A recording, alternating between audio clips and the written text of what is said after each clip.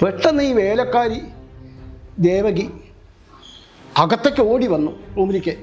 കള്ളൻ കള്ളൻ കള്ളൻ എന്ന് പറഞ്ഞിട്ട് ഓടി വന്നപ്പോൾ ഞാൻ ചാടി എഴുന്നേറ്റിട്ട് ഞാൻ പുറത്തേക്ക് ഇന്ന് ഓടി വന്നു. അപ്പോൾ നക്സൽബാരി സിന്ദാബാദ് എന്ന മുദ്രാവാക്യം കേട്ടു. അപ്പോൾ എനിക്ക് സ്ട്രൈക്ക് ചെയ്തു, ഇത് നക്സൽബാരികളാണ്, ചിലപ്പോൾ അച്ഛനെ അറ്റാക്ക് ചെയ്യാൻ വന്നായിരിക്കും എന്ന് പറഞ്ഞ് ഞാൻ വേഗം ബാത്റൂമിൻ്റെ അവിടേക്ക് ഓടി അച്ഛനോട് പറഞ്ഞു, നക്സലൈറ്റ് വന്നിട്ടുണ്ട്, അച്ഛൻ ഈ വഴിക്ക് ബാക്ക് വഴിക്ക് രക്ഷപ്പെടാം. അച്ഛൻ പറഞ്ഞു, ഇല്ല, എൻ്റെ മക്കളെ ഇട്ടിട്ട് ഞാൻ പോവില്ല എന്ന് പറഞ്ഞ് അച്ഛൻ ഓടി വന്ന്. അപ്പോൾ ഇവരപ്പോഴേക്കും ആരാ ഗൃഹനാഥൻ ചോദിച്ചിട്ട് ഈ അക്കൂട്ടപ്പണിക്കരെ പിടിച്ച് കെട്ടി. ദയാളാണ് ഗൃഹനാഥൻ പറഞ്ഞ് രാവണി തോക്ക് അയാളുടെ ദേഹത്തേക്ക് വെച്ചു.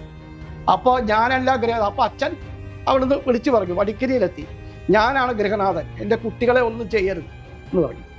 അങ്ങനെ വന്ന് പറയപ്പോൾ രാവണി വേറെ 3-4 പേരും കൂടി അച്ഛൻ്റെ കൈ പിടിച്ച് അവിടെ ഇരിക്കേന്ന് പറഞ്ഞു.